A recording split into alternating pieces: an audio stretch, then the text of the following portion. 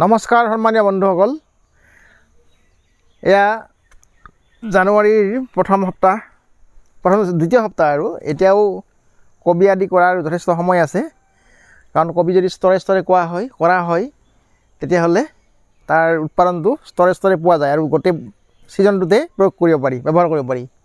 এয়া আমি ফুলকবি এইটো আমাৰ ছেকেণ্ড ষ্টেজ। এইটো আমাৰ প্ৰথম ষ্টেজটো ডাঙৰ হৈ আছে, তাৰ ফুলিব ধৰিছেই। এইটো দ্বিতীয় স্তৰ। এই দ্বিতীয় স্তৰৰ এইটো হ'ল আপোনাৰ হালধীয়া আৰু পাৰ্পল কালাৰৰ দুটা নতুন জাত।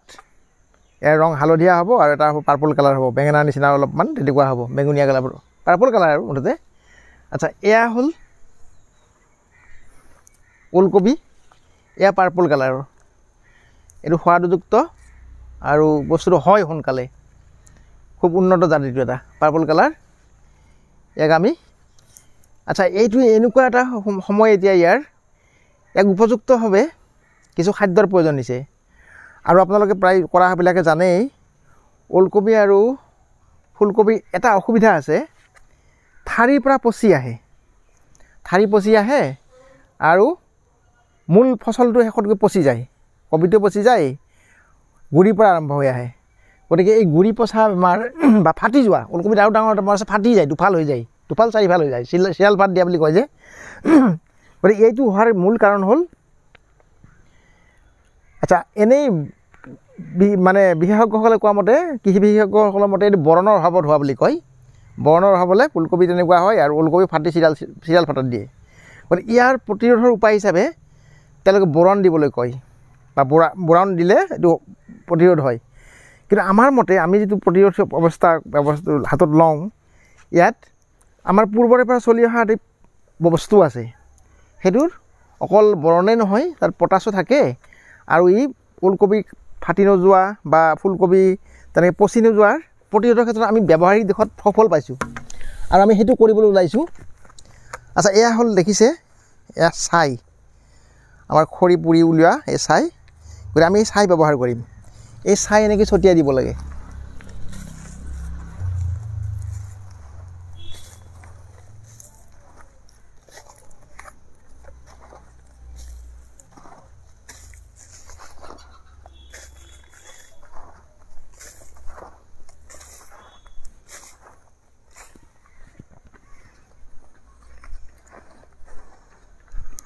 মই অলপ দেখাই দিম, গোটেইবোৰ দেখাই নিদিওঁ। ওলকবিটো এনেকৈ ছটিয়াই দিব লাগে, যিমান বেছি দিলেও কথা নাই ইয়াৰ পৰিমাণটো।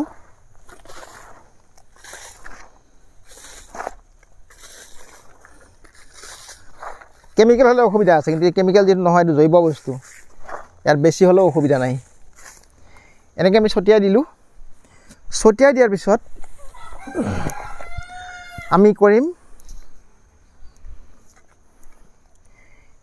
এনেকৈ চহাই লৈ মাজৰ এইখিনি চহাই লৈ এনেকৈ খহাই ল'ব লাগে।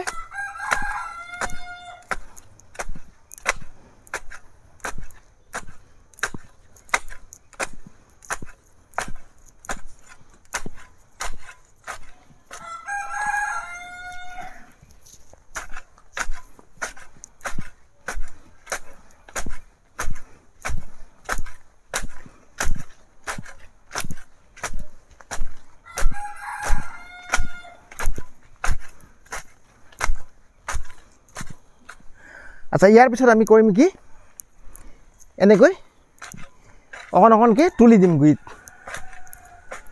দুইফালে অকণ অকণ তুলি দিম।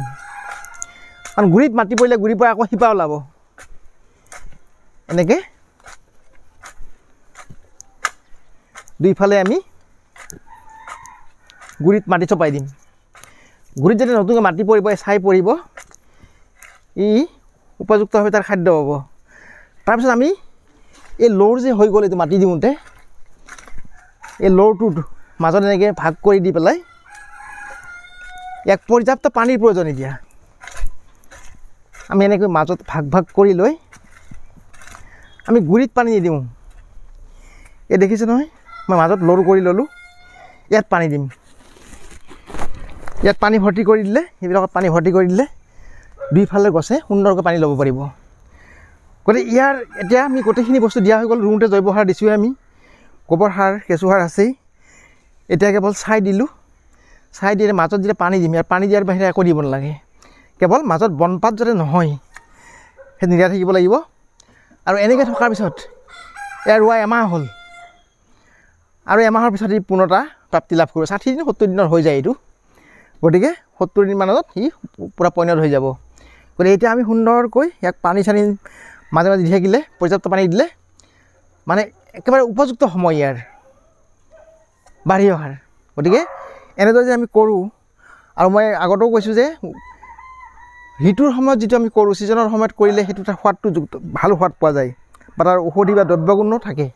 গতিকে এতিয়া ফুলকবি আমি এতিয়া যদি কৰোঁ, মাঘ ফাগুনলৈকে সুন্দৰকৈ খাব পাৰি। গতিকে আৰু ছিজনত কৰিলে সোৱাদো ভাল, দ্ৰব্যগুণো পায়। গতিকে সেইফালৰ পৰা আমি স্তৰে স্তৰে যদি কৰোঁ, এনেকৈ ব্যৱহাৰ কৰি থাকিব পাৰোঁ আৰু ইয়াৰ যিটো আৰ্থিক লাভালাভ সেইটো পোৱা যায়। গতিকে আমি কেনেকৈ কৰোঁ কবি খেতি স্তৰে স্তৰে, এইটো মাটিত কৰিছোঁ আমি, এইটো বস্তা বা সেইটো কৰিব পাৰি। তেনেদৰে কৰিলে এই গোটেইখিনি ফলাফলটো পাব পাৰি। টাবত কৰিব পাৰি ফুলৰ নিচিনাকৈ। যিয়ে নহওক আমি আমাৰ পদ্ধতিত দেখুৱালোঁ। গতিকে কেনে দেখিলে, কি কৰিলে আপোনালোকে এনে কৰি আমাক পদ্ধতিটো অনুসৰণ কৰক আৰু নিজে উপকৃত হওক। গতিকে বন্ধু বান্ধৱীসকল, আমাৰ প্ৰক্ৰিয়া দেখুৱালোঁ, কেনে পালে মন্তব্যৰে উপকৃত কৰিব বুলি আশা ৰাখিলোঁ। ধন্যবাদ।